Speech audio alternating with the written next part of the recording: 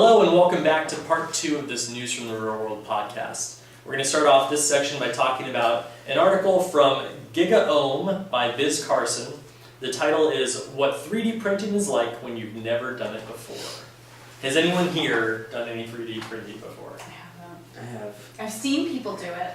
I have. Yeah. I personally have not done it, that's why I chose this article to talk about. So basically this is taking it from a complete beginner standpoint and sort of walking through the complications and difficulties you might run into. 3D printing, I think, to a lot of people seems like magic, like a really amazing new technology that will instantly allow everyone to make all kinds of interesting objects. But what Biz talks about is how complicated it is, how you have to kind of be a master of 3D program, like 3D modeling programs, and also you have to have knowledge of how the actual printer works and what kind of settings you want to use in order to get your item to be printed really well. Mm-hmm. So she goes through all sorts of, she runs into all kinds of things that are trouble along the way. Well, I mean, like selection of the machine is a huge one, and she goes into that as well. Like there's so many different types of machines that do so many different types of things on the market. Like, if you were just gonna buy one for yourself, it would, in my opinion, it would take months to research and really match the machine to what you are hoping to do with it. Yeah, I mean, my limited experience with it has been very much like this. Like, I'm a pretty good 3D modeler, so I know what I'm gonna get out of the process. I know the virtual shape that I'm gonna produce pretty well, but how the variables in the machine itself, like which way the long axis of the head is moving most, makes a big difference in how the actual finish turns out. How to set it up within the space so you can print as much at a time as possible without, because every cubic inch of space that isn't directly involved with what you want is filled with this architectural material that takes just as long to print. So every cubic inch is like time, right? And it's a lot of time. It's 12 hours to print like this bag of almonds. Right. So there's a steep learning curve. Does it put the almonds in there already? Yeah, they're totally edible. I think that's a misconception that actually a lot of people have.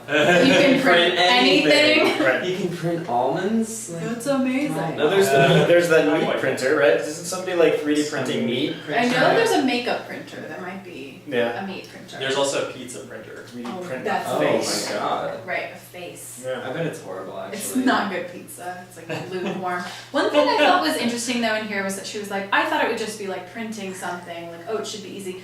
If you really care about what your printed item looks like, that's actually very difficult too. To get all the settings right, your paper right, all of those things, and like to take it back even to like printing presses, like doing that stuff, which some people still do, including me. It's really hard. It's hard to get all of your tiny letters in exactly the right place with exactly the right pressure, exactly the right paper. Like, it's actually really tough to do it well. It's just that we don't tend to care that much what the product is. Yeah, it's like, I'm gonna print out my MapQuest directions or something and I don't care what it looks like. But if you care, it's tough. So she obviously really cares about how this snitch ball thing looks. Yeah, it seems like the kinds of stuff that a lot of people are printing on 3D printers at the moment are like little trinkets, small things, parts to other things. And I think that we are so used to having these objects be somewhat perfect. Because it's a toy. Yeah. And because it's mold injected. Yeah, exactly. It's not hard to. It's a totally different process that creates a totally different type of finish. Yeah, which can I say people can still do. Yeah. I think people don't know about mold making though.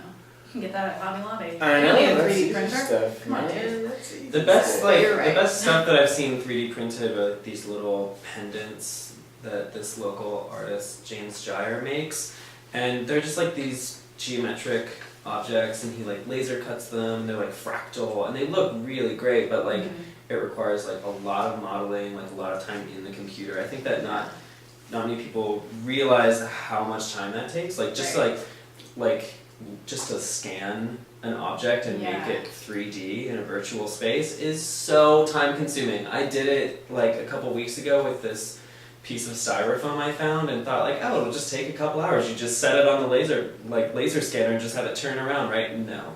You have to like stitch it. It takes forever. Right. And then like to get any amount of like high resolution, the scans like take 10 times as long, and then you have to stitch them together, and they're so huge that unless you're working off like a big like Mac Pro tower, your computer like freaks out and can't even like turn Yeah, to that. it's interesting. I mean, Autodesk is coming out with its own 3D printer hardware next year, I think. I can't remember what it's called. Autodesk, is that? Autodesk, yeah, who makes AutoCAD and Inventor and all those modeling programs.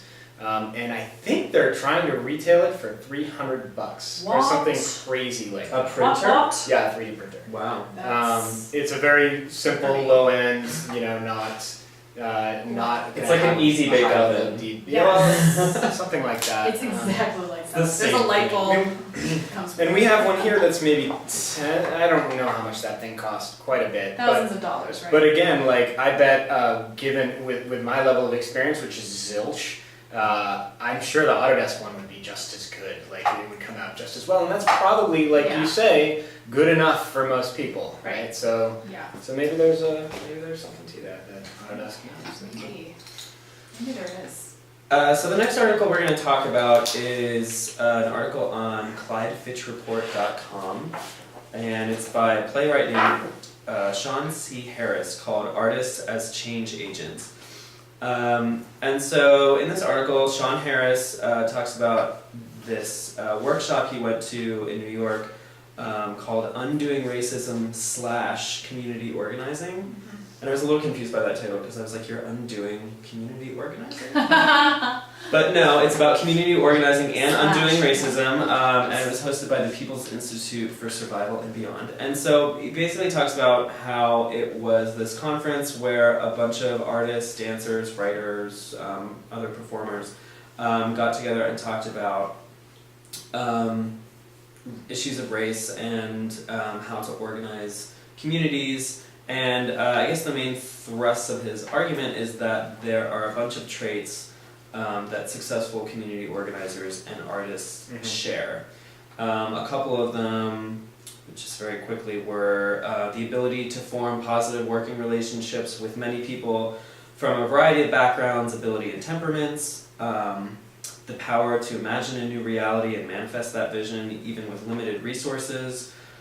I like the one that stuck out to me was the talent for sharing the universal through the particular, which is something that I have in the past focused on a lot in my work in theater, and how really for me staging a moment between two people is really trying to create some sort of universal truth by just talking about some simple intimate moment that we all go through as Right. human beings, and that like really resonates with the audience. And I never really thought of that as as a one-to-one relationship between that and how we could Right. be changing the actual environment that we live in. Yeah, but you think about it, it's like we really do specialize in empathy. We specialize in thinking about what other people are going to think and feel. So it's like, well, of course it makes sense that most of us tend to be more open and tend to be more understanding of the people around us. It's like, Right, why and couldn't that influence? And that's something that's like another point of his that the writer Sean Harris makes, is that when they were in these discussions and they kind of got into like some sensitive subjects, there wasn't like people didn't really get angry. They really made more of an effort to understand each other than he had seen and were experienced in other situations like that. So I guess like looking through this list, and he lists like 9 different qualities that he thinks that community organizers and artists share. It occurred to me that these are a lot of traits that just generally successful and visionary people possess. Sure. But I am interested in this crossover between like community organizing and art. I don't know if you guys had an experience like this, but when I was an undergrad, I'd always been interested in art in high school, and then like my second year of undergrad, I got like way more into politics because I decided that like art was too narcissistic and that I needed to like give back, and so I got like really into like activism and politics, just on like a small level, but still. And then I decided later to like go back to art, but I feel like a lot of artists that I know have kind of gone through that same trajectory.